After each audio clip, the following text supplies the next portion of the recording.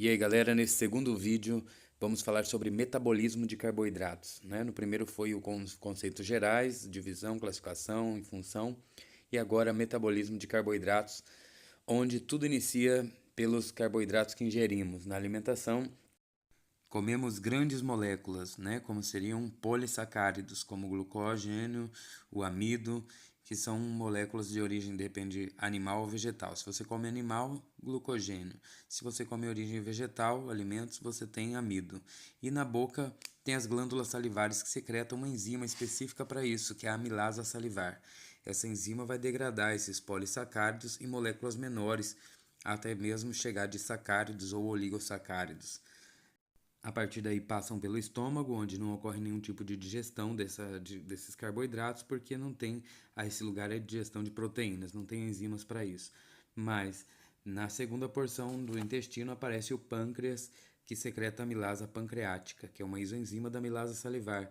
E essa amilasa, que é a enzima específica para os carboidratos, vai digerir essas partículas pequenas até disacáridos, formando aí maltosa, sacarosa e lactosa livres para absorção. Chegando na parte absortiva do intestino delgado, essas moléculas de disacáridos entram em contato com enzimas que ficam ali na região apical das células dos enterocitos, que tem as microvilosidades. Né? Nas partes mais apicais das microvilosidades aparecem aí enzimas que são a lactasa, a maltasa e a sacarasa. Estas enzimas rompem esses carboidratos disacáridos em monossacáridos. E esses monossacáridos aí podem ser absorvidos. Então as enzimas podem romper os disacáridos em monossacáridos, como por exemplo a glucosa, a frutose e a galactose. Agora, como são monossacáridos, pequenas moléculas, elas podem passar pelos canais proteicos de absorção e chegarem aí até o sangue. A grande maioria dos monossacarídeos que são absorvidos são isomerados à glucosa, assim que frutose e galactose se tornam geralmente glucosa e vão para o sangue. Na glucosa no sangue vai ser distribuída aí para os tecidos periféricos e órgãos, né? E assim as células podem aproveitar essa glucosa. Existem canais abertos sempre para a glucose em todas as células, mas também existem canais fechados que vão abrir conforme a secreção de insulina. São estimulados para a insulina. E de uma maneira fácil, vamos pensar assim: a glucose entrando na célula, ela tem três destinos. Ou ela vai ser usada, geralmente para fazer ATP, né, para a produção de ATP pela mitocôndria, no ciclo de Krebs, fosforilação oxidativa, respiração aeróbica, utilizando oxigênio, ou ela vai ser reservada em forma de glucogênio, em músculos e fígado principalmente, ou pode ser transformada em outra coisa, em lípido ou proteínas.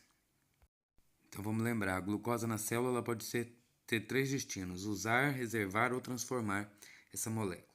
Então no sangue, essas glucosas que ficam no sangue estabelecem um nível de glucêmia, que seria a própria palavra mesmo, né? Nível de glucosa no sangue, glucosa no sangue.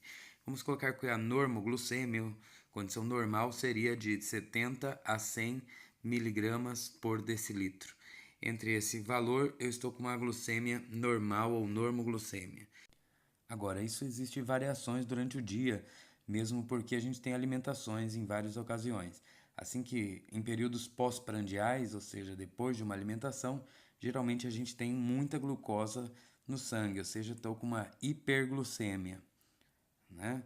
E em outras ocasiões, como períodos de jejum, eu tenho muito tempo sem ingerir glucosa. O que eu vou ter? Eu vou ter pouca glucosa então, no sangue, então eu vou ter uma hipoglucemia. Na hiperglucemia eu tenho valores maior que 100 miligramas por decilitro e na hipoglucemia menores que 70. Observe que eu coloquei errado no papel, mas estou corrigindo agora e vou colocar um lembrete. Agora, quando tem hiperglucemia, o que acontece? O pâncreas secreta insulina, né? As células beta do islote de Langerhans secretam insulinas. E quando tem hipoglucemia, o próprio pâncreas também secreta glucagon pelas células alfa. Observe que esses hormônios são antagônicos, ou seja, ao contrário. A insulina é um hormônio hipoglucemiante, porque ela diminui a glucosa do sangue, a ação dela diminui a glucosa, e o glucagon é um hormônio hiperglicemiante, né, que aumenta a glucose. Quais são os pontos que eu tenho que saber da atuação da insulina? Ela abre canais extras de glucosa, ou seja, GLUTs, aumenta a absorção de glucosa na célula, tirando do sangue. Ativa também a fosforilação e a oxidação das mitocôndrias, ajuda ela a aumentar o ciclo de Krebs. Ativa a glucólise, que é a quebra da glucose em piruvato. Ativa também a glucogenogênese, a formação de glucógeno. Ativa a lipogênese, que é a formação de lípidos. E também ativa a proteogênese, que é a formação de proteínas. Também um ponto importante, ela inibe a gluconeogênese, que é a formação de glucosa a partir de outros compostos como lípidos e proteínas. Okay? Então esses são os passos e os pontos importantes da ação da insulina nos tecidos.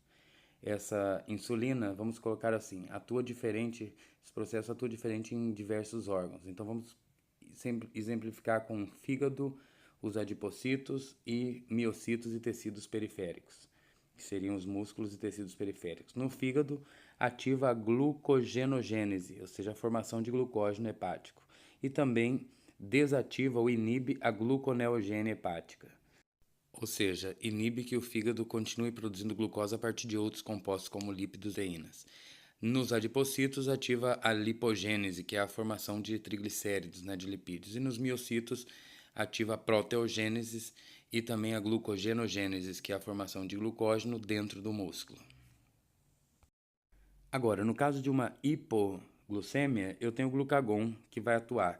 Como vai atuar o glucagon? Fecha os canais de glucose, os canais extra de glucose, diminuindo a entrada de glucose nas células. Também desativa a fosforilação, diminui, na verdade, a fosforilação e diminui a formação de energia a partir desse ciclo. Inibe a glucólise em certo ponto, ativa a glucogenolísis, que é a quebra do glucógeno, ativa a lipólise, que é a quebra dos lipídios, também ativa a proteólise, que é a quebra das proteínas, e também ativa a gluconeogênese, ou seja, a formação de glucosa a partir de outros compostos como lípidos e proteínas. Ok? Observem que a ação da insulina e do glucagon são totalmente ao contrário. Uma ativa uma coisa, outra ativa outra. Uma é gênese e outra é lisis. E a ação do glucagon basicamente é hiperglucemiante, ou seja, quando tem pouca glucose, ele vai aumentar essa glucose de algum jeito, como a gente colocou nos processos. Vamos colocar aqui a diferença entre os órgãos, o fígado, os adipocitos e os miocitos. No fígado, eu ativo, quando eu tenho glucagon, a glucogenolísis e também a gluconeogênese. Ambos processos vão liberar glucosa para o sangue. Nos adipocitos, se estimula os processos de lipólise, ou seja, da quebra de triglicéridos. E nos miocitos, a proteólise, que quebra as proteínas para formar aminoácidos. Esses triglicéridos e esses aminoácidos passam pelo fígado e vão ser transformados em glucose a partir da gluconeogênese. Ok? Assistam mais vídeos e permaneçam atentos no nosso canal. Um abraço.